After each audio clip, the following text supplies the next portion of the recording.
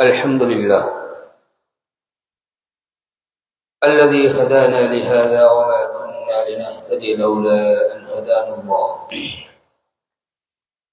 والصلاة والسلام على رسول الله محمد بن عبد الله وعلى آله حزب الله. أما بعد، فقد قال الله تعالى في كلامه العزيز: أعوذ بالله من الشيطان الرجيم، بسم الله الرحمن الرحيم. إن أول بيت وضع للناس للذي ببكة مباركا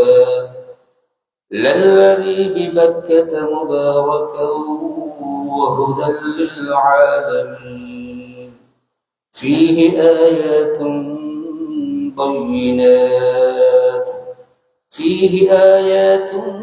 بينات مقام إبراهيم، ومن دخله كان آمنا، ولله على الناس حج البيت من استطاع إليه سبيلا، ومن كفر فإن الله غني عن العالمين. صدق الله العظيم. நிறைவுடைய வாழ்வழித்து நெருநிலத்தை காக்கவல்ல மறையளித்த இறைவனுக்கே மாபெரும் புகழ் அனைத்தும் அவனையே போற்றுகின்றேன், புகழ்கின்றேன். அல்ஹம்துலில்லாஹ்.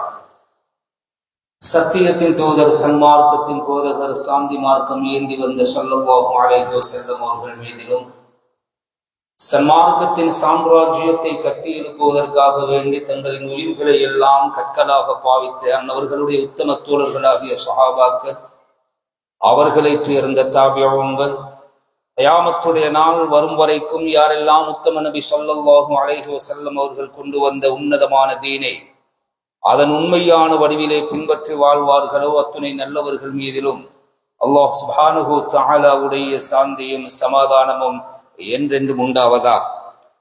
புனித ஜுமாவுடைய கடமையை நிறைவேற்றுவதற்காக வேண்டி தூய்மையான உள்ளங்களுடன் இஅ்திகாஃபுடைய நியத்துடன் குறித்த நேரத்திலே இறைவனின் இல்லத்திலே ஒன்று கொள்ளும் இருக்கும் அல்லாஹ்வின் நல்லடியார்களே, அன்பார்ந்த இஸ்லாமிய வாலிப நெஞ்சங்களே, எம்மை படைத்து பரிபாலித்துக் கொண்டிருக்கும் எல்லாம் வல்ல ஏகநாயன் அல்லாஹ் சுப்ஹானஹு தஆலாவை அனுதினமும் பயந்து, விசேடமாக நாம் தனிமையில் இருக்கின்ற சந்தர்ப்பங்களிலும் அல்லாஹ் சுப்ஹானஹு தஆலாவை அஞ்சி பயந்து பணிந்து தக்வாவை கடைபிடித்து நடந்து கொள்ளுமாறு முதற்கண் அடியனுக்கும் அப்பால் உங்களுக்கும் அந்த தக்வாவை கொண்டு வன்மையாக வசியத்து செய்கிறேன்.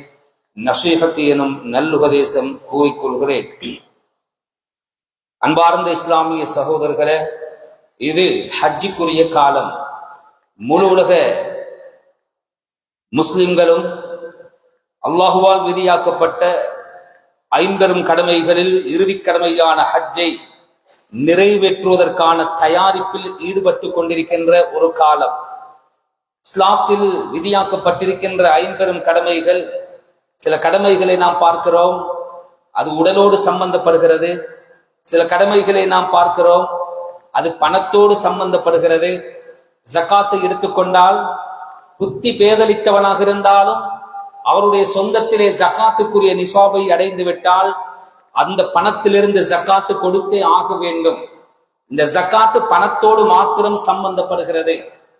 இன்னும் சில கடமைகள், தொழுகை, உடலிலே எந்த உறுப்பும் செயல்படாமல் ஸ்தம்பித்து போயிருக்கிறது. அவனுக்கு சிந்தனா சக்தி மாத்திரம், மூளையும் கல்பும் இயங்கிக் கொண்டிருக்கிறது என்றாலும் கூட அந்த கல்பால் சரி அவன் தொழுதே ஆக வேண்டும். அது உடம்போடு சம்பந்தப்பட்டிருக்கிறது. இந்த ஹஜ்ஜை பொறுத்த வரைக்கும் உடலும் சம்பந்தப்படும், பணமும் சம்பந்தப்படும். கண்ணியமான கனவான்களே, அன்பார்ந்த இஸ்லாமிய சகோதரர்களே, இது ஹிஜ்ரி 9வது வருடத்தில் விதியாக்கப்பட்ட ஒரு முக்கியமான கடமை. எனவேதான் ஹஜ்ரத் ரசூலுல்லாஹி ஸல்லல்லாஹு அலைஹி வஸல்லம் தங்களுடைய இறுதி காலத்திலே கடைசி 10வது ஹிஜ்ரி 10 தான் இந்த ஹஜ்ஜத்துல் விதா என்று சொல்லக்கூடிய அவர்களுடைய முதலும் இறுதியுமான அந்த ஹஜ்ஜை நிறைவேற்றி இருக்கிறார்கள். மிக முக்கியமான ஒரு கடமை. நான் நினைக்கிறேன் குர்ஆன்ல கூட சூரத்துல் ஹஜ் என்ற ஒரு சூறாவையே அல்லாஹ் சுப்ஹானஹு வ தஆலா ஹஜ்ஜுடைய பேரு சொல்லி இறக்கி இருக்கிறான் என்றால் அந்த ஹஜ்ஜுடைய முக்கியத்துவம் எம்மாத்திரம் என்பது இதிலிருந்து எங்களுக்கு தெரிந்து புரிந்து கொள்ள வேண்டியவர்களாக நாம் இருக்கிறோம். ஹஜ்ஜை பற்றிய குர்ஆன் அல்லாஹ் சுப்ஹானஹு வ தஆலாவுடைய கலாம் நிறைய பேசுகிறது. ஹஜ்ரத் ரசூலுல்லாஹி ஸல்லல்லாஹு அலைஹி வஸல்லம் அவர்கள் ஹஜ்ஜி சம்பந்தமாக அந்த இறுதி ஹஜ்ஜிலே அதிகமான உபதேசங்களை, ஹஜ்ஜி சம்பந்தமான விடயங்களை எங்களுக்கு தெளிவுபடுத்தி இருக்கிறார். கண்ணியமான கனவான்களை, அன்பார்ந்த இஸ்லாமிய சகோதரர்களே, ஓதி காண்பிக்கப்பட்ட அல் குர்ஆன் வசனத்தில் கூட அல்லாஹ் சுப்ஹானஹு வ தஆலா இன்ன அவ்வல பைத்தின் ஊதிஅ லின்னாஸ், மனிதர்கள் வணங்குவதற்காக வேண்டி இந்த உலகத்திலே உருவாக்கப்பட்ட முதல் ஆலயம் லல்லதி பிபக்கத முபாரகா, அந்த பக்கா என்று சொல்லக்கூடிய அந்த இடம், மக்காவிலே அமைந்திருக்கின்ற அந்த காபத்துல்லா இருக்கின்ற அந்த இடத்திலே அல்லாஹ்வால் உருவாக்கப்பட்ட அந்த ஆலயம் தான் உலகத்திலே முதலாவது உருவாக்கப்பட்ட ஆலயம். அல்லாஹ் சுப்ஹானஹு வ தஆலாவால் உருவாக்கப்பட்ட அந்த புனிதமான காபத்துல்லா. எனவே யாருக்கெல்லாம் அந்த வசதியும் யாருக்கெல்லாம் சக்தியும் இருக்கிறதோ, வலில்லாஹி அலன்னாஸி ஹஜ்ஜுல் பைத்தி மன் இஸ்தஃபாஅ இலைஹி சபீலா, அந்த பைத்துல்லாஹ்வை ஹஜ் செய்தே ஆக வேண்டும், அந்த ஹஜ்ஜுக்காக வேண்டி அவர்கள் சென்றே தீர வேண்டும் என்று சொல்லிவிட்டு அந்த அல் குர்ஆன் வசனத்தை அல்லாஹ் சுப்ஹானஹு வ தஆலா முடிக்கின்ற பொழுது, யாரெல்லாம் வசதியும் வாய்ப்பும் உடம்பிலே தெம்பும் இருந்து அந்த ஹஜ்ஜை நிறைவேற்றவில்லையோ என்று சொல்ல வேண்டி அந்த இடத்திலே என்ன பதத்தை பிரயோகிக்கிறான் என்றால், வமன் கஃபர வமன் கஃபர ஃபஇன்னல்லாஹ கனிய்யுன் அனில் ஆலமீன், யாரு காபீராகி விடுகிறார்களோ, யார் இந்த சட்டத்தை புறக்கணிக்கிறார்களோ, யார் இந்த கட்டுப்பாட்டை அதாவது நிராகரிக்கிறார்களோ, அவர்களை விட்டும் அல்லாஹ் சுப்ஹானஹு வ தஆலா இந்த உலகத்தாரை விட்டும் தேவையற்றவன் என்று அந்த கடமையை செய்யாதவர்களை அல்லாஹ் குஃப்ரோடு சேர்த்து இருக்கிறான். என்றால் வசதி இருக்க வேண்டும், உடம்பிலே தெம்பிருக்க வேண்டும். கண்ணியமான கனவான்களே, அன்பார்ந்த இஸ்லாமிய சகோதரர்களே, இந்த அளவுக்கு ஆணித்தரமான முறையில் அல் குர்ஆன் இந்த ஹஜ்ஜை பற்றி பேசியிருக்கிறது. ஹஜ்ரத் ரசூலுல்லாஹி ஸல்லல்லாஹு அலைஹி வஸல்லம் இவர்களும் நிறைய இந்த ஹஜ்ஜை பற்றி சொல்லி தந்திருக்கிறார். ஒரு காலம் இருந்தது, நினைத்த மாத்திரத்திலே தயாராகி அந்த ஹஜ்ஜுக்காக போகலாம். இந்த ஹுதுபாவை கேட்டு சில பேருடைய உள்ளத்திலே நானும் எப்படியாவது இந்த வருடம் ஹஜ்ஜை நிறைவேற்றிக் கொள்ள வேண்டும் என்று உள்ளத்திலே தோன்றினாலும் கூட, துரதிஷ்டவசம் என்னவென்றால் இப்பொழுதெல்லாம் அப்படி நினைத்த மாத்திரத்திலே ஹஜ்ஜி செய்ய முடியாது. ஒரு வருடத்திற்கு முன்னால் எங்களுடைய பெயர்களை பதிவு செய்ய வேண்டும், அதற்கான தயாரிப்பிலே நாம் ஈடுபட வேண்டும். ஒரு காலத்திலே 75,000, 80,000, 1 லட்சம், 1.5 லட்சம், 2 லட்சம் ரூபாய்களுக்கான இந்த ஹஜ்ஜுடைய அந்த விலை இன்று 2 மில்லியன்களையும் தாண்டி சென்று விட்டது. குடும்பத்தில் ஒரு கணவனும் மனைவியும் ஹஜ்ஜி செய்வதென்றால் அது சாதாரணமான ஒரு விடயம் அல்ல. கண்ணியமான கனவான்களே, அன்பார்ந்த இஸ்லாமிய சகோதரர்களே, இருந்தாலும் கூட அந்த அளவுக்கு ஹஜ் ஒரு சிரமமான ஒரு அமலாக மாறிவிட்டது. சந்தர்ப்பம் கிடைக்கின்ற பொழுது அதை செய்வது ஒரு முஸ்லிமை பொறுத்த வரைக்கும் ஒரு கட்டாய கடமையாக இருந்து கொண்டிருக்கிறது. முதல் கட்டமாக அந்த ஹஜ்ஜி செய்வதற்கு கிடைக்கின்ற வெகுமதிகள் என்ன? ஹஜ்ரத் ஸல்லல்லாஹு அலைஹி வஸல்லம் அவர்கள் சொல்லி இருக்கின்ற அந்த ஆச்சரியமான அந்த சிறப்பம்சங்களை பார்க்கின்ற பொழுதும் கேட்கின்ற பொழுதும், அந்த ஹஜ்ஜி செய்யாமல் ஒருவன் இருப்பானாக இருந்தால் அவன் ஒரு உண்மையான முஸ்லீமாக இருக்க முடியாது என்பதையும் ஹஜ்ரத் ஸல்லல்லாஹு அலைஹி வஸல்லம் அவர்கள் சொல்லி இருக்கிறார்கள். அதை பின்னால் நான் உங்களுக்கு ஞாபகப்படுத்துகிறேன். சொன்னார்கள் நாயகம் ஸல்லல்லாஹு அலைஹி வஸல்லம், மன் ஹஜ்ஜ ஃபலம் யர்ஃபுத் வலம் யஃப்ஸுஹ் ரஜா மின் துனூபிஹி கயௌமின் வலதத்துஹு உம்முஹு முத்தஃபக்குன் அலைஹ்.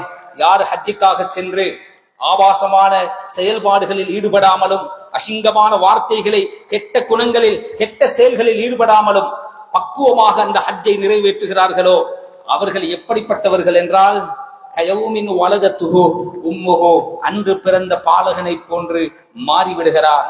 ஹஜ்ஜை முடித்து கடைசி தவாஃபுல் விதாவையும் முடித்துவிட்டு ஹரம் ஷரீஃபில் இருந்து வெளியே எடுத்து வைக்கின்ற, கால் எடுத்து வைக்கின்ற ஒரு ஹாஜும் அதே நிமிடத்திலே தாயுடைய வயிற்றுக்குள்ளே இருந்து இந்த உலகத்தை நோக்கி பிறப்பதற்காக வேண்டி தலையை வெளியே கொண்டு வருகின்ற குழந்தைக்கும் பாவத்திலே எந்த வித்தியாசமும் கிடையாது.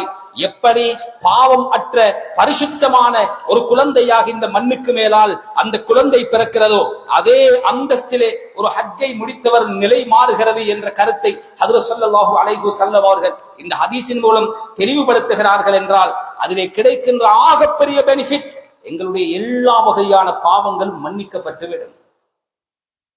சொன்னார்கள் நாயகம் ஸல்லல்லாஹு அலைஹி வஸல்லம், அம்ர் இப்னுல் ஆஸ் ரலியல்லாஹு தஆலா முக்கியமான ஒரு சஹாபி, தன்னுடைய சக்கராத்துடைய நேரம் சூழ இருக்கிறவர்களை பார்த்து தான் இஸ்லாத்திற்கு வந்த சரித்திரத்தை அவர்கள் ஞாபகப்படுத்துகிறார். ஏங்கி ஏங்கி அழுகிறார்கள். ஹஜ்ரத் ஸல்லல்லாஹு அலைஹி வஸல்லம் அவர்களுடைய ஞாபகம் வந்துவிட்டது. எல்லோரையும் போல நானும் இஸ்லாத்தை தழுவுவதற்காக ஹஜ்ரத் ஸல்லல்லாஹு அலைஹி வஸல்லம் அவர்களுடைய கரம் பற்றினேன். யா ரசூலல்லாஹ், எனக்கும் ஷஹாதத்துடைய கலிமாவை சொல்லித் தாருங்கள், நானும் இஸ்லாத்தை தழுவ வேண்டும் என்று சொன்னேன். ஸல்லல்லாஹு அலைஹி வஸல்லம் தங்களுடைய முபாரக்கான வாய் திறந்து அந்த கலிமாவை மொழிவதற்கு ஆரம்பிக்க முன்னால் சட்டென என்னுடைய கையை நான் திரும்ப எடுத்துக்கொண்டேன். என்ன அம்ரே, நீதானே கையை தந்தாய், நீதானே கலிமாவை கேட்டாய், திடீரென்று நீயே அதை திருப்பி வாங்கினால் இதுல என்ன அர்த்தம், ஏன் இப்படி செய்தாய்? இல்லை யா ரசூலல்லாஹ், நான் இஸ்லாத்துக்கு வருவதாக இருந்தால் ஒரு நிபந்தனை, ஒரு கண்டிஷன். அது என்ன நிபந்தனை, அது என்ன நிபந்தனை என்று கேட்ட நேரத்திலே, நான் குஃப்ரிலே இருக்கின்ற பொழுது செய்த சகல பாவங்களையும் அல்லாஹ் மன்னிக்க வேண்டும், அதற்கு நீங்கள் உத்தரவாதம் தர வேண்டும், அப்படி தந்தால் தான் நான் இஸ்லாத்தை தழுவுவேன் என்று அந்த நாயகம் ஸல்லல்லாஹு அலைஹி வஸல்லம் அவர்களுடைய சொன்ன அந்த நேரத்திலே ஸல்லல்லாஹு அலைஹி வஸல்லம் அவர்கள் சொன்ன வார்த்தை என்ன தெரியுமா? அமா அலிம்த யா அம்ரே, உனக்கு தெரியாதா? அன்னல் இஸ்லாம் யஹ்திமு மா கான கப்லஹு. ஒரு மனிதன் இஸ்லாத்திற்கு வந்தால் அவன் வந்த வினாடி, அவன் எத்தனை ஆயிரம் வருடம் இந்த உலகத்திலே வாழ்ந்திருந்தாலும் அந்த இஸ்லாத்தை கல்வால் ஏற்று நாவால் அந்த கலிமாவை மொழிந்து விட்டான் என்றால் அதற்கு முன்னால் செய்த சகல பாவங்களையும் அது தவிடு பொடியாக்கிவிடும் என்றார். சொல்லுகின்ற அஷ்ஹது அல்லா இலாஹ இல்லல்லாஹ் வ அஷ்ஹது அன்ன முஹம்மதர் ரசூலுல்லாஹ் கல்பால் உறுதி கொண்டு நாவால் மொழிந்து விடுகிறான் என்றால் அந்த வார்த்தையுடைய பரக்கத்தை, அதனுடைய பவர் என்ன தெரியுமா? எத்துணை ஆயிரம் வருடம், எத்துணை பஞ்சமா பாதகங்களை செய்திருந்தாலும் அந்த நிமிடத்திலே, அந்த வினாடியிலே அதை அடியோடு தகர்த்து விடும், தவிடு பொடியாக்கிவிடும் என்ற செய்தி உனக்கு தெரியாதா? தொடர்ந்து சொல்லுகிறார்கள், வ அன்னல் ஹிஜ்ரா தஹ்திமு மா கான கப்லஹா. ஒரு மனிதன் அல்லாஹ்வுக்காக ஹிஜ்ரத் செய்கிறான். அந்த காலத்திலே மக்காவிலே இருந்து மதீனாவுக்கு சென்றார்கள்.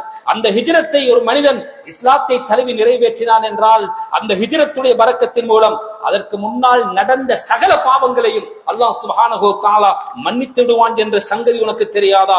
மூன்றாவதாக சொன்னார்கள், வ அன்னல் ஹஜ்ஜ யஹ்திமு மா கான கப்லஹு ரவாஹு முஸ்லிம். இந்த ஹதீஸ் முஸ்லிம் ஷரீஃபிலே பதிவு செய்யப்பட்டிருக்கிறது. ஹஜ் செய்தால் அந்த ஹஜ்ஜுக்கு முன்னால் நிகழ்ந்த சகல பாவத்தையும் அல்லாஹ் மன்னிப்பான் என்பது உனக்கு தெரியாதா? மூன்று அமல்கள், இஸ்லாத்தை தழுவுதல், ஹிஜ்ரத்து செய்தல், ஹஜ்ஜி செய்தல். இந்த மூன்று அமல்களும் விதிவிலக்கில்லாமல், சிறிய பாவம் பெரிய பாவம் வேறுபாடு பாகுபாடு வித்தியாசம் எதுவும் இல்லாமல் அத்துணை பாவங்களும் அடியோடு அழிக்கப்படும் என்ற கருத்தை ஹஜ்ரத் ரசூலுல்லாஹி ஸல்லல்லாஹு அலைஹி வஸல்லம் அவர்கள் இந்த ஹதீஸின் மூலமாக சுட்டிக்காட்டி இருக்கிறார்கள். கண்ணியமானவர்களே, அந்த அளவுக்கு ரொம்ப பெருமதியானது, ரொம்ப முக்கியமான ஒரு அமல் ஹஜ்ஜுடைய அமலாக இருந்து கொண்டிருக்கிறது. இன்னும் ஹஜ்ரத் ஸல்லல்லாஹு அலைஹி வஸல்லம், அல் ஹஜ்ஜுல் மப்ரூர் லைஸ லஹு ஜஸாஉன் இல்லல் ஜன்னah, ஒப்புக்கொள்ளப்பட்ட ஹஜ் இருக்கிறதே அந்த ஹஜ்ஜுக்குரிய கூலி சுவர்க்கத்தை தவிர வேறு கிடையாது என்றார். கண்ணியமான கனவான்களே, சகோதரர்களே, இந்த ஹஜ்ஜுடைய சிறப்பம்சங்களில் ஒன்று, தான் செய்த பாவங்கள் மன்னிக்கப்படுவதை விட இந்த உலகத்தில் ஒரு மனிதனுக்கு கிடைக்கின்ற வேறு பெரிய பாக்கியம் எதுவும் கிடையாது. ஸல்லல்லாஹு அலைஹி வஸல்லம் அவர்கள் அடிக்கடி சொல்லுவார்கள். ஒரு சஹாபி வந்து கேட்கிறாங்க, யா ரசூலல்லாஹ், துஆக்கள் அதிகமாக ஒப்புக்கொள்ளப்படுகின்ற நேரம் எது என்று கேட்ட நேரத்திலே ஸல்லல்லாஹு அலைஹி வஸல்லம் ஒரு கட்டத்திலே பலவாறு சொல்லி இருக்கிறார்கள். அதானுக்கும் இகாமத்திற்கும் இடையிலே கேட்கின்ற துஆவை அல்லாஹ் கபூலாக்குவான் என்றார்கள். திரும்ப அந்த சஹாபி கேட்கிறாங்க, அந்த குறுகிய நேரத்திலே எதை அல்லாஹ்விடத்திலே கேட்டால் ரொம்ப பொருத்தமாக இருக்கும் நாயகமே? சொன்னார்கள் நாயகம் ஸல்லல்லாஹு அலைஹி வஸல்லம், சலில்லாஹல் அஃப்வ வல் ஆஃபியா, உன்னுடைய பாவத்திற்கான மன்னிப்பையும் உன்னுடைய தேகத்திற்கான ஆரோக்கியத்தையும் அல்லாஹ்விடத்திலே கேள். இந்த உலகத்தில் இருக்கின்ற ஆகப்பெரிய நியமத்துகள், ஆகப்பெரிய நியமத்துகளில் இரண்டு நியமத்துகள் இருக்கிறது. ஒன்று எங்களுடைய உடல் ஆரோக்கியம், மற்றது எங்கள் பாவங்களுக்கான மன்னிப்பு. இந்த பாவங்களுக்கான மொத்தமான மன்னிப்பையும் இந்த ஹஜ்ஜி பெற்று தருகிறது. மௌத்துக்கு பின்னால் ஒரு மனிதனுக்கு கிடைக்கின்ற ஆகப்பெரிய நியமத்து என்ன தெரியுமா? அவன் ஒரு சுவனவாதியாக மாறி விடுவதுதான், அவன் ஒரு சுவர்க்கவாதியாக மாறி விடுவதுதான். சொன்னார்கள் நாயகம் ஸல்லல்லாஹு அலைஹி வஸல்லம், இந்த ஹஜ்ஜி எப்படியாப்பட்ட ஹஜ்ஜி என்பது, எப்படியாப்பட்ட அமல் என்று தெரியுமா? அல் ஹஜ்ஜுல் மப்ரூர், புண்ணியம் நிறைந்த ஹஜ் இருக்கிறதே, லைஸ லஹு ஜஸாஉன் இல்லல் ஜன்னah, சுவர்க்கத்தை தவிர குறைந்த கூலி அதற்கு வேறு எதுவுமே கிடையாது கண்ணியமான கனவான்களே, அன்பார்ந்த இஸ்லாமிய சகோதரர்களே, உலகத்திலே கிடைக்க வேண்டிய ஆகப்பெரிய நியமத்தான பாவ மன்னிப்பும், மௌத்துக்கு பின்னால் கிடைக்க வேண்டிய ஆகப்பெரிய நியமத்தான சுவர்க்கமும் அதை பெற்றுத் தருகின்ற ஒரு அமல் இருக்குமாக இருந்தால் அது இந்த ஹஜ்ஜாக இருந்து கொண்டிருக்கிறது என்பதை ஹஜ்ரத் ரசூலுல்லாஹி ஸல்லல்லாஹு அலைஹி வஸல்லம் அவர்கள் இந்த ஹதீஸின் மூலம் எங்களுக்கு தெளிவுபடுத்தினார். மினாவிலே நாயகம் ஸல்லல்லாஹு அலைஹி வஸல்லம் அவர்கள் அமர்ந்திருக்கின்ற அந்த வேளையிலே 2 மனிதர்கள் வருகிறார்கள். வந்து, யா ரசூலல்லாஹ், உங்களிடத்திலே சில முக்கியமான சில விடயங்களை நாம் கேட்பதற்காக வேண்டி வந்தோம், எங்களுக்கு சொல்லித்தர முடியுமா என்று கேட்ட நேரத்திலே ஹஜ்ரத் ஸல்லல்லாஹு அலைஹி வஸல்லம் அப்பப்ப அவர்கள் நுபுவத்து உண்மையானது என்பதை அவர்கள் நிரூபிப்பார்கள். வந்த 2 பேரிடத்திலும் கேட்டார்களா? வந்தவர்களிடத்திலே கேட்டார்கள், நீங்கள் எதை கேட்க வந்தீர்கள் என்ற கேள்வியையும் நானே எழுப்பி, சுப்ஹானல்லாஹ், நீங்கள் எந்த நோக்கத்திற்காக வந்திருக்கிறீர்கள் என்ற நோக்கத்தையும் நானே சொல்லி அதற்கான பதிலை சொல்லட்டுமா, அல்லது நீங்களாகவே அந்த கேள்வியை கேட்க நான் பிறகு பதிலை சொல்லட்டுமா என்று கேட்ட நேரத்திலே இவர்கள் ஆச்சரியப்படுகிறார்கள். அட, நாங்க கேட்க வந்த கேள்வி அது உங்களுக்கு எப்படி தெரியும் என்ற ஒரு கேள்வியோடு அந்த பார்வை அமைந்திருந்ததே. யா ரசூலல்லாஹ், அந்த கேள்வியையும் நீங்களே கேட்டு அந்த பதிலையும் நீங்களே சொல்லுங்கள் என்று சொன்ன நேரத்திலே அது ஒரு நீண்ட ஹதீஸ், அனைத்தையும் சொல்லுவதற்கு இந்த மிம்பர் மேடை இடம் கொடுக்காது. ஒரு ஹஜ்ஜுக்காக வேண்டி வீட்டிலிருந்து வெளிப்படுகின்ற பொழுது உங்களுக்கு கிடைக்கின்ற நன்மை என்ன? முதலாவது அந்த கஅபாவை பார்த்து வலம் வருகின்ற பொழுது கிடைக்கின்ற அமல் என்ன? கஅபத்துல்லாவை வலம் வந்து 2 ரக்காத் தவாஃப், அந்த தவாஃபுடைய 2 ரக்காத் தொழுவதில் கிடைக்கின்ற நன்மை என்ன? பிறகு சை செய்வதின் நன்மை என்ன? முடியிறக்குவதின் நன்மை என்ன? குர்பான் கொடுப்பதின் நன்மை என்ன என்பதைத்தானே நீங்கள் கேட்க வந்தீர்கள். எல்லாவற்றையும் ஹஜ்ரத் ஸல்லல்லாஹு அலைஹி வஸல்லம் அவர்கள் சொல்லிவிட்டு இறுதியாக அந்த ஹதீஸிலே அந்த சிறப்பை சொல்லுகின்ற பொழுது வஅம்மா தவாஃபுக பில் பைத் பஅத ذلك, சொல்லப்பட்ட அந்த ஹஜ்ஜுடைய எல்லா கடமைகளையும் முடித்துவிட்டு பிரயாண தவாஃப் என்று ஒன்று இருக்கிறதே, கடைசியிலே வருகின்ற பொழுது செய்ய வேண்டிய தவாஃபுல் விதா இருக்கிறதே, அந்த தவாஃபை நீ செய்ய ஆரம்பிக்கின்ற பொழுது ஃபஇன்னக ததூஃபு வலா ذنب لك, சுப்ஹானல்லாஹ், எந்த ஒரு பாவமும் உன் பட்டோலையில் இல்லாமல் இருக்கின்ற நிலையில் தான் நீ அந்த தவாஃபை ஆரம்பிக்கிறாய்.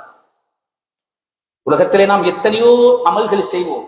இப்பொழுது ஜும்மாவை தொழப்போகிறோம், நானும் தொழப்போகிறேன், இன்ஷா அல்லாஹ் நீங்களும் தொழப்போகிறீர்கள் என்றால் அந்த தக்பீரை நாம் கட்டினாலும் இந்த ஜும்மாவுக்கு முன்னால் நாம் செய்த நிறைய பாவங்கள் இருக்கு. அந்த பாவத்தோடு தான் ஒவ்வொரு தொழுகையையும் நாம் நிறைவேற்றுகிறோம். எந்த பாவத்தை குற்றம் பிடித்து எங்களுடைய அமல்களை பழைய துணிமாதலை சுருட்டி அல்லாஹ் முகத்திலே அடித்து விடுவான் என்பது தெரியாது. உலகத்திலே நீ முதலாக பாவமே இல்லாமல் செய்கின்ற ஒரு அமலையும் அந்த புனிதமான கஅபாவை வலம் வரக்கூடிய தவாஃபாகவே அல்லாஹ் ஆக்கி வைத்திருக்கிறான். பார், வஅம்மா தவாஃபுக பில் பைத் ஃபஇன்னக ததூஃபு வலா ذنب لك, எந்த பாவமும் இல்லாமல் அந்த இறுதி தவாஃபை நீ ஆரம்பிக்கிறாய். ஆரம்பித்து வெளியே வருகின்ற பொழுது யத்தி மலக்குன் ஹத்தா யதஅ யதைஹி, ஒரு மலக்கு வருகிறார், உன் 2 தோள் புஜங்களிலும் அந்த 2 இறக்கைகளையும் அந்த மலக்கு வைத்து ஃபயகூல், அவர்கள் சொல்லுகிறார், யஅமல் ஃபீமா தஸ்தக்பில் ஃபகத் குஃபிர லக மா மதா, இந்த நிமிடத்திலிருந்து நீ செய்கின்ற எல்லா அமல்களையும் புதிதாகவே செய்து கொண்டு போ. பாவத்தோடு செய்கின்ற காலம் முடிந்து விட்டது. இன்று இந்த கஅபாவில் இருந்து ஹரமில் இருந்து வெளியேறுகின்ற உனக்கும் இதே நிலையில் தாயுடைய வயிற்றிலிருந்து வெளியேறுகின்ற குழந்தைக்கும் எந்த வித்தியாசமும் கிடையாது.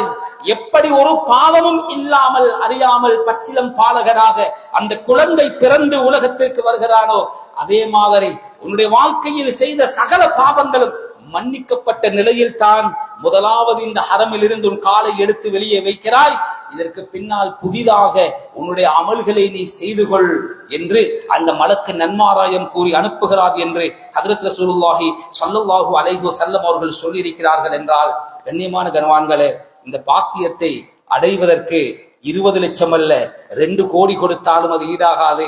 அவ்வளவு பெரிய ஒரு பொக்கிஷமான ஒரு பாக்கியம் நிறைந்த ஒரு கடமைதான் அந்த ஹஜ்ஜுடைய கடமையாக இருந்து கொண்டிருக்கிறது. எனவே கண்ணியமான கனவான்களே, அன்பார்ந்த இஸ்லாமிய சகோதரர்களே, ஹஜ்ஜை முடித்து உயிரோடு வந்தால் பாவம் இல்லாமல் அன்று பிறந்த பாலகனை போன்று திரும்புகிறார். சில சமயம் அந்த ஹஜ்ஜிலே அவர் மௌத்தா போனால், ஆரம்ப காலத்திலே கப்பல்களிலே ஹஜ்ஜுக்கு போவார். பிரயாணம் கப்பலிலே நடக்கும். போறதுதான், திரும்பி வருகிறேன் என்று சொல்ல மாட்டார். நான் போகிறேன் என்ற கண்ணீரோடு தான் விடைபெறுவார். அவர்களுடைய சொத்துக்களை பிரித்து விடுவார்கள், வசியத்துகளை எழுதி விடுவார்கள், கடன்களை ஒப்படைத்து விடுவார்கள். கப்பலிலே கால் எடுத்து வைக்கின்ற பொழுதே பக்கத்திலே பார்ப்பார்களாம், சப்பையான சில கருங்கற்கள் அங்கே அடுக்கி வைக்கப்பட்டிருக்கும். ஒரு ஹஜ்ஜுக்கு போன கப்பலிலே போனவர் சொல்லுகிறார், அந்த காலத்திலே நான் போகும் பொழுது மாலுமி வருகிறார், இந்த கற்கள் எதற்காக வைக்கப்பட்டிருக்கின்றன என்று கேட்டேன். அவர் என்னை ஒரு வாட்டி ஏற இறங்க பார்த்தார். கட்டாயம் சொல்லித்தான் ஆக வேண்டுமா? ஆம் சொல்லுங்களேன். இல்ல சொல்ல வேண்டிய அவசியம் இல்லை என்று நினைக்கிறேன். பிரச்சனை இல்லையா? இல்ல கட்டாயம் சொல்லுங்கள். இல்ல வரும் பொழுது சொல்லுகிறேனே, இல்ல இப்பொழுதே சொல்லுங்கள். அவர் சொன்னாராம், திடீரென்று போகும் வழியிலே மாத கணக்கிலே கடல் பிரயாணம், யாராவது மரணித்தால் இந்த கல்லிலே வைத்து அவருடைய ஜனாசாவை கட்டி அப்படியே கடலிலே இறக்கி விடுவோம். வேற எங்கு போய் அடக்கம் செய்ய? எத்தனை நாளைக்கு அந்த ஜனாசாவை வைத்துக் கொள்ள? கண்ணியமான கனவான்களே, அன்பார்ந்த இஸ்லாமிய சகோதரர்களே, இந்த மாதிரியான நிலை சில பேருக்கு வரும். இப்னு அப்பாஸ் ரலியல்லாஹு தஆலா அன்ஹு அவர்கள் சொல்லுகின்ற ஹதீஸை பாருங்கள். பைன ரஜுலுன் வாகிஃபுன் மஅ ரசூலில்லாஹி ஸல்லல்லாஹு அலைஹி வஸல்லம் பி அரஃபா, அரஃபாவிலே ஹஜ்ஜத்துல் விதாவிலே பைகம்பர் ஸல்லல்லாஹு அலைஹி வஸல்லம் அவர்களோடு ஹஜ் செய்து கொண்டிருக்கிறோம். திடீரென்று ஒரு மனிதர் மாநபி ஸல்லல்லாஹு அலைஹி வஸல்லம் அவர்களுக்கு பக்கத்திலே நின்றிருந்தான். இர் வகஅ, திடீரென்று அன் ராஹிலத்திஹி, அவருடைய வாகனத்திலே இருந்து அவர் கீழே விழுந்து விட்டார். ஃபஅக்ஸஅத்துஹு, அந்த ஒட்டகம் அவரை மிதித்து அவரை கொன்று விட்டது. ஐ கத்தலஹு என்று இந்த ஹதீஸுக்கு விளக்கம் எழுதுகின்ற பொழுது எழுதுகிறார். மிருகத் அதனுடைய குணத்தை காட்டிவிடும். இஹ்ராமோடு இருக்கிறார், அரஃபாவுடைய மைதானத்தில் இருக்கிறார், இவர் மரணித்து விட்டார். ஃபகால ஸல்லல்லாஹு அலைஹி வஸல்லம், உடனடியாக ஸல்லல்லாஹு அலைஹி வஸல்லம் அந்த ஜனாசாவுக்கு செய்ய வேண்டிய ஃபத்வாக்களை மலமளவென கொடுக்கிறார்கள். இக்ஸிலூஹு பிமாஇன் வஸித்ர், இலந்தை கலந்த நீரிலே அவரை குளிப்பாட்டுங்கள். வகஃபினூஹு பிஸௌபை, ஏனைய ஜனாசாக்கள் மாதிரி அங்க சம்பூர்ணமாக அவர்களை சுத்தி கபனிட வேண்டாம். இஹ்ராமுடைய ஆடை, அந்த 2 ஆடைகளை அவர் அணிந்திருந்த அந்த 2 ஆடைகளை கொண்டே அவர்களை கபன் செய்யுங்கள். வலா துஹம்மிரு ரக்ஸா, அவர்களுடைய தலையை மூட வேண்டாம். இஹ்ராம் அணிந்தால் ஆண்கள் தலையை மூடுவது ஹராம், கூடாது. எனவே அதே நிலையில் ஒரு இஹ்ராம் கட்டியவருக்குள்ள அந்த மதிப்பை கொடுத்து அவருடைய தலையை மூட வேண்டாம். வலா துஹன்னிதுஹு, வாசனை பூசப்பட்ட பஞ்சை, அவர்களுடைய உடம்பிலே இருக்கின்ற அந்த துவாரங்களை அந்த வாசனை கொண்டு அடைக்க வேண்டாம், மனம் பூச வேண்டாம். அதில் ஸல்லல்லாஹு அலைஹி வஸல்லம் என்ற இஹ்ராம் அணிந்த உடனே மனம் பூசுவதையும் தற்காலிகமாக இஹ்ராம் ஹராமாக்கி விடுகிறது. இதை செய்ய வேண்டாம். காரணத்தை சொன்னார்கள் பாருங்கள். அந்த பாக்கியத்தை அல்லாஹ் எங்களுக்கு தர வேண்டும். ஃபஇன்னஹு யுபஅஸு யௌமல் கியாமத்தி முலப்பியா, அவர் கியாமத் நாளையிலே எழுப்பப்படுகின்ற பொழுது லப்பைக் அல்லாஹும்ம லப்பைக் என்ற தல்பியாவோடு தான் எழுப்பப்படுவார். முத்தஃபக்குன் அலைஹ். இது புகாரி முஸ்லிமுடைய ரிவாயத். கண்ணியமான கண்வான்களே, அன்பார்ந்த இஸ்லாமிய சகோதரர்களே, எவ்வளவு பெரிய பாக்கியம்! முழு மனித கோடிகளும் யா நஃப்ஸி யா நஃப்ஸி என்று சொல்லுகின்ற அல்லோல கல்லோலப்படுகின்ற அந்த நாள் எவ்வளவு பயங்கரமான நாள் தெரியுமா?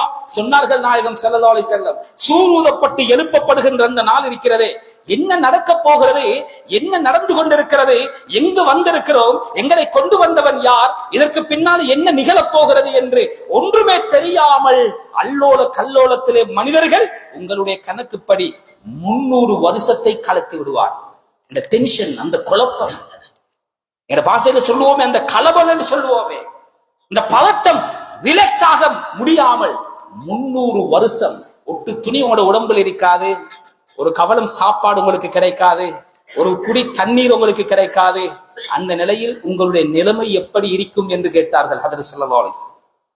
இந்த நேரத்திலே இஹ்ராம் அணிந்தவர்களாக லப்பைக் அல்லாஹும்ம லப்பைக் என்ற தல்பியாவை சொல்லிக்கொண்டு இந்த ஹஜ்ஜுடைய நிலையிலே இஹ்ராமோடு மரணித்தவர் எழுப்பப்படுவார் என்றால், அவர் திரும்பி வந்தாலும் அவருக்கு சொர்க்கமும் அவருக்கு மன்னிப்பும், அவர் மௌத்தா போனாலும் அவருக்கு இந்த பாக்கியம் கிடைக்கிறது என்றால், கண்ணியமான கனவான்களே, அன்பார்ந்த இஸ்லாமிய சகோதரர்களே, எவ்வளவு பெரிய ஒரு பாக்கியமாக இருந்து கொண்டிருக்கிறது.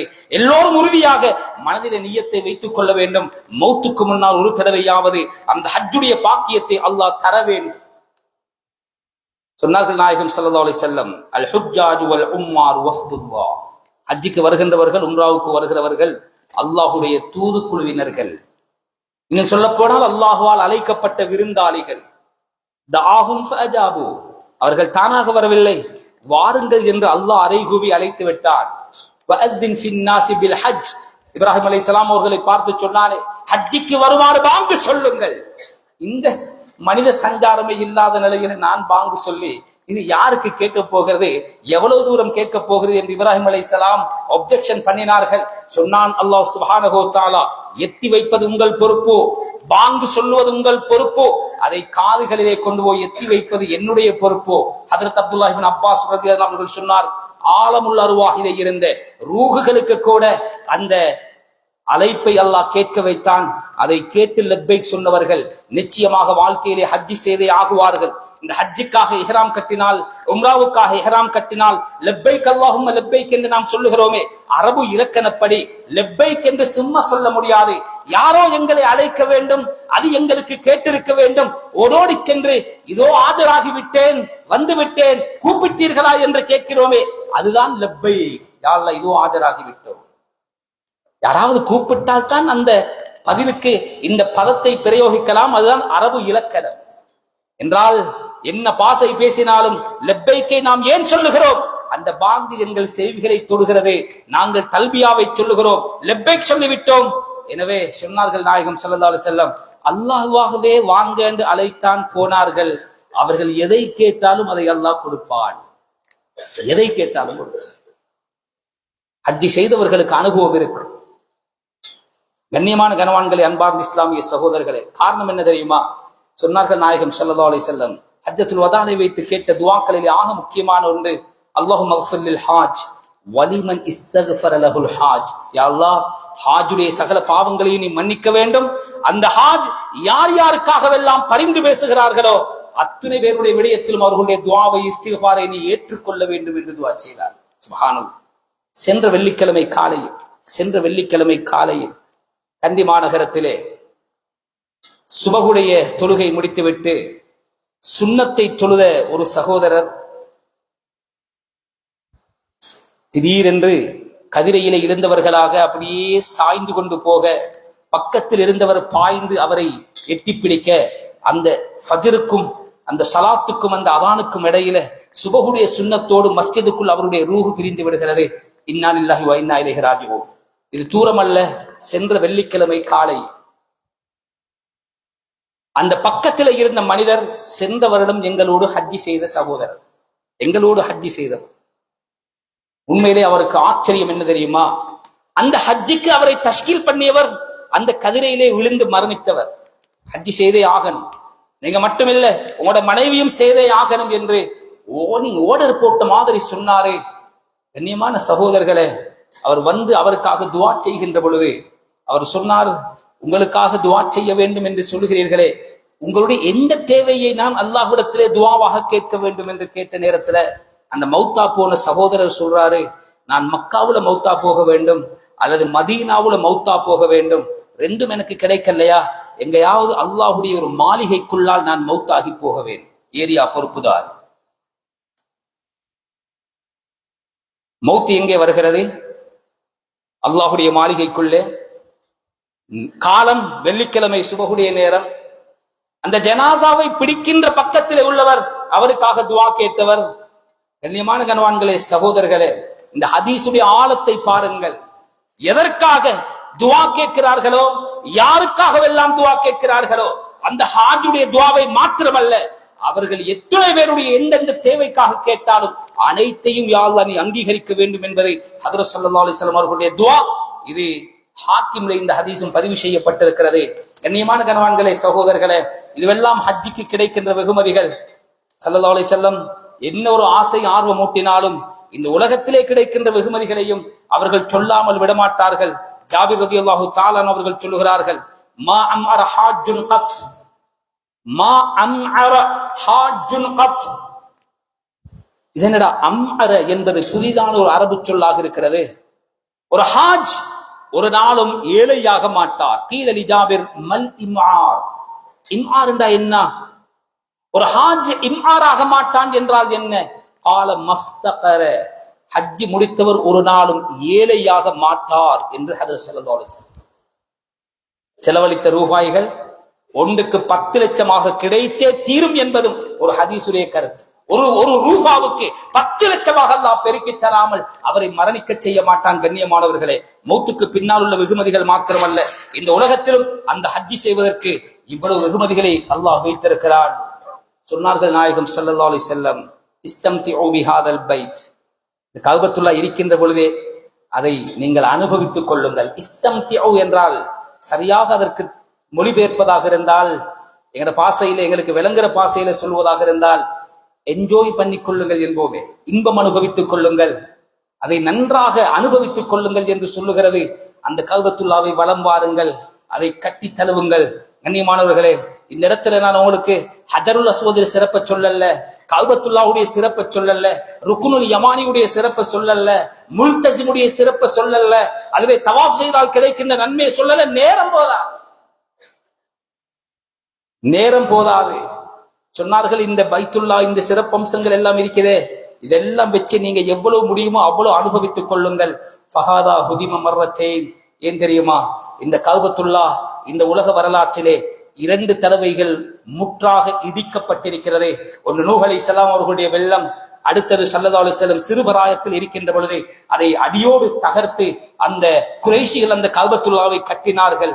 வயுர்ஃபஉ ஃபி ஸாலிஸா யுரீது பஅத ஸாலிஸா, ஹதீஸ்ல சொன்னார்கள், 3வது தடை இடிக்கப்பட்டால் அதனுடைய அஸ்திவாரத்தோடு அது உயர்த்தப்படும். இதற்கு பிறகு அந்த கஅபாவை நீங்கள் வலம் வருவதற்கு உங்களுக்கு கிடைக்காது என்றார். கண்ணியமான கண்வான்களே, அன்பார்ந்த இஸ்லாமிய சகோதரர்களே, தஅஜ்ஜலு இலல் ஹஜ் ஃபஇன்ன அஹதக்கும் லா யத்ரி மா யஅரிது லஹு. சொன்னார்கள் நாயகம் ஸல்லல்லாஹு அலைஹி வஸல்லம், என்னுடைய உம்மத்தினர்களே, ஹஜ் உங்களுக்கு விதியாக்கப்பட்டால் ஒரு நாளும் கால தாமதம் வேண்டாம். எவ்வளவு முடியுமோ அவ்வளவு வேகமாக அந்த வருடத்திலே ஹஜ்ஜை எதை வித்தாவது நீங்கள் முடித்துக் கொள்வது இருக்கிறதே, அதுதான் ஆக விசேஷம். காரணம் என்ன தெரியுமா? தொழுகை நீங்கள் எங்கிருந்தாலும் தொழுது கொள்ளலாம். ஜகாத் நீங்கள் எங்கு சம்பாதித்தாலும் அங்குள்ள ஏழைகளுக்கு கொடுத்துக் கொள்ளலாம். நோன்பு, அதை எத்தேசம் போனாலும் அங்கு பிறை கண்டால் நோன்பு பிடிக்கலாம், பிறை மறைந்தால் நோன்பை விடலாம். ஹஜ் அப்படி அல்ல. நீங்கள் நினைத்த இடத்திலே தவாப் செய்ய முடியாது. நீங்கள் நினைத்த இடத்திலே அரஃபாவிலே தரிப்பது மாதிரி நிய்யத்து வைத்து லுஹரில் இருந்து மக்ரிப் வரைக்கும் இருக்க முடியாது. பாவம் செய்து பூமிக்கு இறக்கப்பட்ட ஆதம் அலைஹிஸ்ஸலாம் அவர்களுடைய பாவத்தை மன்னிப்பதற்காக இந்த உலகத்தில் அல்லாஹ்வால் தேர்ந்தெடுக்கப்பட்ட ஒரு இடம் இருக்குமாக இருந்தால் அது அரஃபாவுடைய மைதானம் தான். அதுக்கு ஒரு வருஷம் நீங்கள் காக்க வேண்டும். அந்த ஒரு வருஷத்திற்குள்ளால் என்னென்ன நடக்கப் போகிறது என்பதை யார் அறிவார் என்றார். ஒரு வருஷம் அல்ல கண்ணியமானவர்களே, சுபகு தொழுது வந்தவர் சுன்னத்த தொழுதை சுபகுடைய ஜமாத்து கிடைக்கிறதுக்கு முன்னால் இந்த உலகத்தை விட்டு பிரிந்து விட்டார்களே. தஸவ்வது மினத் துன்யா ஃபஇன்னக லா தத்ரி இதா ஜன்ன லைலுன்ஹல் தஆயிஷு இலல் ஃபஜ்ரி. ஒரு புலவர் சொல்லுகிறார், ஒரு வாழ்க்கையில் ஒரு மூமினுக்கு கிடைக்கிற ஒரு இரவாக இருந்தாலும் நாங்க நினைக்கணுமாம், இது என்ற வாழ்க்கையில கிடைக்கின்ற கடைசி இரவாக இருக்கலாம். இந்த இரவிலே ஒரு முஸ்லிம் செய்ய வேண்டிய எல்லா அமல்களையும் செஞ்சிருங்க. காரணம் என்ன தெரியுமா? அந்த இரவுக்குள்ள ஜோடி சுபகிருக்கிறதே ஃபஜ்ர், அது உதயமாகும் வரைக்கும் நீங்கள் உயிரோடு வாழ்வதில் எந்த நிச்சயமும் இல்லை. அப்படின்ற ஒரு வருஷம். சுபஹான். கண்ணியமான கனவான்களே, அன்பார்ந்த இஸ்லாமிய சகோதரர்களே, சொல்லிவிட்டு சொன்னார்கள் நாயகம் ஸல்லல்லாஹு அலைஹி வஸல்லம், அன் அலியின் ரலியல்லாஹு தஆலா அன் மன் மலக ஸாதன் வ ராஹிலத்தன் துபல்லிகுஹு இலா பைத்தில்லாஹில் ஹராம் ஃபலம் யஹுஜ்ஜ ஃபலா அலைஹி அய்யமூத யஹூதியன் அவ் நஸ்ரானியன். நஊது பில்லாஹ் நஊது பில்லாஹ் நஊது பில்லாஹ். ஹஜ்ஜுக்கு போவதற்கான தெம்பும் அதற்கான வசதியும் அல்லாஹ் கொடுத்து அந்த ஹஜ்ஜை நிறைவேற்றாமலே ஒருவன் மௌத்தா போனால் அவன் யஹூதியாக அல்லது நசரானியாக செத்து தொலையட்டும் என்றார். வமன் கஃபர, அங்க வந்தது குர்ஆனிலே, ஹஜ்ஜி செய்யாமல் யார் இருக்கிறார்களோ என்று சொல்லல, யாரு காபீராகி விடுகிறார்களோ என்றுதானே அல்லாஹ் சொல்லுகிறார். ஓதி காட்டி நம்ம ஸல்லல்லாஹு அலைஹி வஸல்லம் இந்த ஹதீஸுக்கு பின்னால் ஏன் யஹூதி நசரானி என்று சொன்னார்கள் தெரியுமா? இந்த 2 கூட்டமும் இப்ராஹிம் அலைஹிஸ்ஸலாம் அவர்களுக்கு சண்டை பிடிக்கிற கூட்டம். இப்ராஹிம் அலைஹிஸ்ஸலாம் அவர் ஒரு யஹூதியாகத்தான் இருந்தார். நஊது பில்லாஹ். நஸ்ரானி சொல்லுவார்கள், இல்ல கான நஸ்ரானியன், அவர் எங்களை சேர்ந்தவங்க. எனவே இப்ராஹிம் அலைஹிஸ்ஸலாம் அவர்களுடைய அந்த புனித ஸ்தலங்களை மதிப்பார்கள் என்று அவங்க 2 பேரும் சண்டை பிடிக்கிறனர். இதுல அல்லாஹ் என்ன சொல்றான் தெரியுமா? அந்த புனித ஸ்தலங்களை யஹூதியும் மதிக்கிறான், நஸ்ரானியும் மதிக்கிறார். ஏனென்றால் அதற்கான சரியான கதாநாயகர் அவர்கள் விரும்புகின்ற இப்ராஹிம் அலைஹிஸ்ஸலாம். நீங்களும் கஅபத்துல்லாஹ்டா சுப்ஹானல்லாஹ், எவ்வளவு ஆசை, எவ்வளவு பூரிப்பு. ஆனா 20-25 லட்சம் ரூபாய் செலவழிக்கிறதுக்கு யோசிக்கிறீங்கடா. அந்த யஹூதிக்கும் நசரானிக்கும் உங்களுக்கும் எந்த வித்தியாசமும் கிடையாது. அல்லாஹ் பாதுகாக்க வேண்டும். கண்ணியமானவர்களே, நிறைய பேர் என் வீட்டை முறையா கட்டிடுவோம், இன்னொரு கடையை வாங்கிடுவோம், என் குமருடைய கல்யாணத்தை முடிச்சிருவோம், சின்ன சின்ன சில்லறை காரணங்கள். கொஞ்ச நாளைக்கு முன்னால, ரமலானுக்கு முன்னால ஒரு சகோதரர் வருகிறார். வந்து கண்ணீரோடு கையை பிடித்து, இதே மாதிரி உடுப்போட ஜும்மாவை விட்டு கீழே இறங்குற வந்து சொல்றார், அதுல துவா செஞ்சுக்கோங்க, நாளைக்கு அட்மிட் ஆக போறேன். கேட்டேன், என்ன விஷயம்? இல்ல வயிற்றுல பெரிய ஒரு ஆபரேஷன், எலும்புறது ஷுவர் இல்ல ஹசரத், 4 பேரிடத்துல குடும்பத்துல சைன் வாங்கப்பட்டிருக்கிறது, நீங்க செய்யாம இந்த வருத்தத்தை தாங்குறீங்களா அல்லது இந்த ரிஸ்க நீங்க எடுக்கிறீங்களான்னு டாக்டர் கேட்டாரு. இந்த வருத்தத்தை தாங்க இயலாது, போனா அப்படியே போயிட்டு சேர்ந்துருவேன். சில நேரம் நான் உங்களுக்கு தருகின்ற இந்த சலாம் என் வாழ்க்கையில தருகின்ற இறுதி சலாமாக இருக்கலாம், துவா செய்து கொள்ளுங்கள் என்று சொல்லி கடைசி அவர் அழுது சொன்னது என்ன தெரியுமா? கண்ணியமானவர்களே, நான் யாருக்கும் எந்த கொடுக்கல் வாங்கலும் எனக்கு பிரச்சனை கிடையாது, வஞ்சகம் இல்ல, போட்டி பொறாமை இல்ல, எல்லாம் கச்சிதமாக செஞ்சேன். எனக்கு ஒரே ஒரு கவலை, ஹஜ்ஜ மட்டும் என்னால முடித்துக் கொள்ள கிடைக்கவில்லை. வசதி இருந்தது, வாய்ப்பு இருந்தது, அந்த நேரம் 2 லட்சம் 1.5 லட்சம் அது அவர்களுக்கு வெறுமனே சொச்சமாக இருந்தது. என்னென்னமோ தேவைகள் என்று சொல்லி அவரு இப்படி ஒன்று நடக்கும் என்று எதிர்பார்க்கல. திடீரென்று எனக்கு அது மட்டும்தான் ஊத்தி கொண்டிருக்கிறது. இந்த உறுத்தல் சாதாரண உறுத்தல் அல்ல. இந்த ஒரு நிலை எங்கட கடைசி கட்டத்துல வந்துடக்கூடாது. கண்ணியமான கனவான்களே, அன்பார்ந்த இஸ்லாமிய சகோதரர்களே, அவர் சொல்லிட்டு போறாரு, அந்த ஹஜ்ஜ மட்டும் நான் முடிச்சிருந்தா நான் சந்தோஷமா போயிருப்பேன், எந்த கவலையும் எனக்கு கிடையாது, திரும்பி வந்தாலும் சரி வராவிட்டாலும் சரி. துவா கேட்டு போனார். அந்த ஹஜ்ஜை செய்வதற்கு மாத்திரமாவது என் உடம்பில் ஆரோக்கியத்தை தந்துவிடு என்ற துவாவோட போனாரு. மாஷா அல்லாஹ், திரும்பி வந்திருக்கிறார். கண்ணியமான சகோதரர்களே, அல்லாஹ் அவருக்கு அந்த பாக்கியத்தை கொடுக்கணும். இந்த மாதிரி நிலை எங்களுக்கு வந்துடக்கூடாது. எனவே இருக்கின்ற சந்தர்ப்பத்தை நாம் பயன்படுத்தி, யாருக்காக சொத்து சேர்க்கிறோம்? யாருக்காக? அல்லாஹ் பாதுகாக்க வேண்டும். நாம் சேர்த்து வைத்த சொத்துகளுக்கு இன்று சில பிள்ளைகள் சண்டை பிடிப்பதை பார்க்கின்ற பொழுது, எதற்கடா இதை சம்பாதித்தேன் என்று தலையிலே கையை வைக்கிற நிலைமையில் எத்தனையோ பெற்றோர்கள் இருந்து கொண்டிருக்கிறார்கள். கண்ணியமானவர்களே, எனவே இறுதியாக குத்பாவை முடிப்பதற்கு முன்னால் கடைசி ஒரு விடயத்தை சொல்லி நான் முடித்துக் கொள்கிறேன். ஹஜ்ஜுடைய இந்த கடமையினால் நான் பெற வேண்டிய பாடம் என்ன? படிப்பினையில் இஹ்ராம் உடுத்ததற்கு பின்னால முதலாவது இறையச்சம். உடுத்ததற்கு பின்னால் ஒரு முடியை கலட்டக்கூடாது, அத்தர் பூசக்கூடாது, ஆண்கள் தலையை மறைக்க கூடாது, பெண்கள் முகத்தை மறைக்க கூடாது. நிறைய அந்த இஹ்ராமுடைய முக்கியமான பேண வேண்டிய வாஜிபாத்துகள் இருக்கிறது. சில பேரை நீங்கள் பார்த்தால் சுப்ஹானல்லாஹ், ஃபிளைட்டுக்குள்ள வருவாங்க, தள்ளாடி வருவாங்க, ஹஸ்ரத்தை தேடுறது கஷ்டம் என்ற எல்லாரும் அங்க தொப்பி போட முடியாது. இன்று இந்த சபையை பார்த்தா தொப்பி இல்லாத ஒரு தலையே விளங்காது. நான் எத்தனையோ மிம்பர்லயே உங்களோட ஊரை பத்தி நான் பேசி இருக்கிறேன். தொப்பி இல்லாத ஒரு பள்ளிவாசலை பார்க்கிறேன்டா, இந்த மதவாக்குலம் வர வேண்டும். அழகாக இருக்கிறதே கண்ணியமான சகோதரர்களே. ஆனா இஹ்ராம் உடுத்தால் துப்பி போடக்கூடாது. அது ஹஸ்ரத்தாக இருந்தாலும் சரி, முஃப்தியாக இருந்தாலும் சரி, தேடி தேடி வருவாங்க. ஹஸ்ரத் இருக்கிறீங்களா? ஓ, கொஞ்சம் தூக்கம் வைத்திருச்சு ஹஸ்ரத், கொஞ்சம் தலை சொறி வந்துச்சு, நல்லா தலையை சொரிஞ்சிட்டேன். விழித்து பார்த்தால் சாப்பாடு தர்றதுக்கு பிளைட்ல லைட்டை போட்ட உடனே ஒரு சின்ன முடி ஒன்று உளுந்திருக்கிறது ஹஸ்ரத், நான் இதுக்கு என்ன பண்றது? இதான் தக்குவா. என்னோட உடம்புல முளைத்திருக்கின்ற ரோமம் அது தானாக ஏதோ ஒரு நிலையால விழுந்து விட்டது. அல்லாஹ்வுடைய கட்டளையை மீறி விட்டேனா, என்னுடைய ஹஜ் புறக்கணிக்கப்படுமா என்ற பயம் இருக்கிறதே. இதை அல்லாஹ் உணர்த்துகிறான் தெரியுமா? உன் உடம்பிலே முளைத்திருக்கின்ற முடியாகட்டும், உன் நகத்திலே பிஞ்சி தொங்குகின்ற ஒரு துண்டு வெட்டி எறிகின்ற நகமாக இருக்கட்டும், என் அனுமதி இல்லாமல் கை வைக்க கூடாது. அந்த உடம்பில் இருக்கின்ற ரோமமும் உனக்கு சொந்தமானதல்ல, அது எனக்கு சொந்தமானது. நான் எப்ப வெட்ட சொல்றேனோ வெட்டு, நான் எப்ப எடுக்க கூடாது என்று சொல்லுகிறேனோ நீ எடுக்க கூடாது. இஹ்ராமுடைய உம்ராவுடைய 4 ஃபர்த். முதலாவது மீகாத்திலே நியத்து வைக்கணும், 2வது தவாஃப செய்யணும், 3வது தொங்கோட்டம் ஓடணும், 4வது முடிய இறக்கணும். இப்ப வந்து கேட்பாங்க, ஹஜ்ரத் இஹ்ராம் உடுத்ததற்கு பின்னால் ஒரு முடி களையக்கூடாது என்று சொன்ன இஸ்லாம், சஹி செய்ததற்கு பின்னால் எல்லா முடியும் வலிக்கணும் என்று சொல்றதே என்ன ஹஜ்ரத்? புரியுதில்லை. உட்காருண்டா உட்காரு, எலும்புண்டா எலும்போ, இந்த கட்டுப்பாடு இருக்கிறதே, இந்த கண்ட்ரோல் உங்க வாழ்க்கையில வர வேண்டும். இதுதான் ஹஜ். அடுத்தது, நீங்க அரசராக இருந்தாலும் கூட அந்த கிரீடத்தை உங்களோட அந்த கிரீடத்தை போட்டு நீங்க மன்னர் என்று அங்கு காட்டக்கூடாது. அதனால யாருமே தலையை மூடக்கூடாது. கண்ணியமான கணவான்களே, அன்பார்ந்த இஸ்லாமிய சகோதரர்களே, அங்கு ஒற்றுமை சுப்ஹானல்லாஹ். யாராக இருந்தாலும் தைக்காத ஆடைதான் யாவரும் அணிய வேண்டும். அது நபியாக இருந்தாலும் சரி, அரசராக இருந்தாலும் சரி. ஆண்கள் தைக்காத உடுப்பு, ஆண்கள் தலையை மூடக்கூடாது. எல்லா பாசை பேசக்கூடியவர்களாக இருந்தாலும் லப்பைக் அல்லாஹும்ம லப்பைக் என்ற சங்கநாதத்தை தவிர அங்கு வேறு முழக்கம் கிடையாது. கண்ணியமானவர்களே, ஒற்றுமை, சமத்துவம், நீ யாராக இருக்கட்டும், எவராக இருக்கட்டும், அல்லாஹுடைய பார்வைக்கு முன்னால் நான் ஒரு அடிமை என்பதை அங்கு நீ நிரூபிக்க வேண்டும். இதுதான் ஹஜ்ஜுடைய தத்துவங்கள். ஒற்றுமை அங்கு பிரகடனப்படுத்தப்படுகிறது. கண்ணியமான சகோதரர்களே, இறையச்சம் அங்கு எங்களுக்கு வலியுறுத்தப்படுகிறது. ஹஜ் என்றால் இதுவெல்லாம் வந்து அந்த வாழ்க்கையில் மிகப்பெரிய ஒரு மாற்றத்தை தர வேண்டிய ஒரு அமலாக இருந்து கொண்டிருக்கிறது. எனவே யாரெல்லாம் அந்த ஹஜ்ஜுக்குரிய சந்தர்ப்பம் இன்னும் கிட்டவில்லையோ, கிடைக்கவில்லையோ, மௌத்துக்கு முன்னால் அல்லாஹ் சுப்ஹானஹு வ தஆலா நம் அனைவருக்கும் அந்த சந்தர்ப்பத்தை தந்தருள்வானாக. யாழ் எங்களுடைய பாவங்களை மன்னித்தருள்வாயா. எங்களை பெற்று வளர்த்த பெற்றோர்களுடைய சகல பாவங்களையும் மன்னித்தருள்வாயா. எங்கள் பெற்றோர்கள் யாரெல்லாம் கபராளிகளாக இருக்கிறார்களோ அத்தனை பேருடைய கபறுகளையும் சொர்க்க பூங்காக்களாக ஆக்கி அருள்வாயா. ஹயாத்தோடு வாழ்கின்ற பெற்றோர்களுடைய வாழ்க்கையை வளமாக்கி நோய்களை குணமாக்கி வைப்பாயா. யா அல்லாஹ், எங்களுடைய குழந்தைகளின் எதிர்காலங்களை ஒளிமயமாக்கி வைப்பாயா.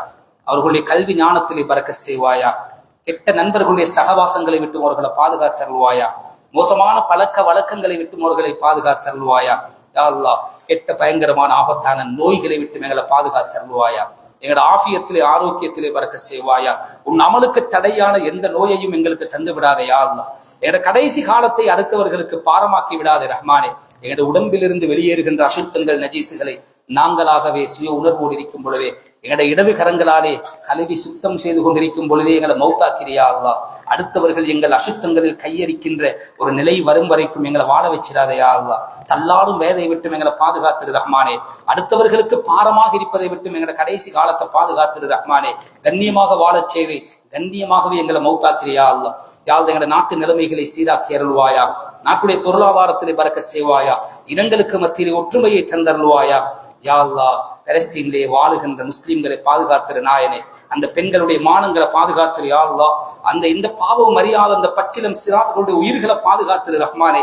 நபிமார்களுடைய கால் பட்ட பூமியா அல்லாஹ், உலகத்திலே ஆக சிறந்த பூமியாக இருக்கின்ற பூமிகளில் ஒரு பூமியாக இருக்கிறது ரஹ்மானே. யா அல்லாஹ், அந்த பூமியை முஸ்லிம்களுடைய கையிலே நீ ஒப்படைத்து விடுவாயா. மஸ்ஜிதுல் அக்ஸாவை நீ பாதுகாத்தருள்வாயா. யகூதி நஸ்ரானிகளுடைய சதித்திட்டங்களை தவிடுபடியாக்கி விடுவாயா. அவர்களுடைய ஒற்றுமைகளை சீர்குலைத்து விடுவாயா. அவர்களுடைய ஆயுதங்களை செயலுக்கு செய்து விடுவாயா. ஹிதாயத்தில்லை என்றால் இதற்கு முன்னால் வாழ்ந்த எத்தனையோ சமூகத்தினரை அழித்து நாசமாக்கி இருக்கிறாயா அல்லாஹ். அதே சக்தியோடும் ஆற்றலோடும் நீ இருந்து கொண்டிருக்கிறாய் ரஹ்மானே. யா அல்லாஹ், உலக மக்கள் எல்லோருடைய கண்களும் குளிர அந்த யகூதிகளுக்கும் நீ ஒரு பயங்கரமான தண்டனையை கொடுத்து விடுவாயாக. யாழ் அந்த முஸ்லிம்களை பாதுகாத்தருள்வாயா. யாரெல்லாம் இந்த வருடம் புனிதமான ஹஜ்ஜுக்கான நீயத்தை வைத்திருக்கிறார்களோ அவர்களுடைய ஆபியத்திலே நீ பறக்க செய்வாயாக. எல்லா வாய்ப்புகளையும் நீ அவர்களுக்கு கொடுத்தருள்வாயாக. ஒப்புக்கொள்ளப்பட்ட ஹஜ்ஜாக அவர்களுடைய ஹஜ்ஜுகளை ஆக்கி அருள்வாயா. யாரெல்லாம் இன்னும் அந்த சந்தர்ப்பம் கிடைக்கவில்லையோ, மௌத்துக்கு முன்னால் ஒரு தடவையாவது உன்னுடைய விருந்தாளிகளாக அவர்களையும் நீ அழைத்துக் கொள்வாயாக. எல்லாவற்றுக்கும் மேலாக இந்த உலகத்தை விட்டு நிச்சயமாக சத்தியமாக நாம் மரணிக்கப் போகிறோம் நாயனே. அந்த இறுதி மூச்சு இந்த உடலை விட்டு பிரிகின்ற அந்த நாளை எங்களுடைய வாழ்க்கையின் சிறந்த நாளாக ஆக்கி அருள்வாயா. கலிமாவை மொழிந்த நாவோடும் சுவர்க்கத்துடைய காட்சிகளை கண்டு ரசித்த கண்களோடும் சிரித்த முகத்தோடும் இந்த உலகத்தை விட்டு பிரிகின்ற அந்த பாக்கியமான மௌத்தை நம் அனைவர்களுக்கு நசீபாக்குவாயா. துஆக்களை கபூல் செய்து கொள்வாயாக. வஆகிரு தஅவானா அல்ஹம்துலில்லாஹி ரப்பில் ஆலமீன்.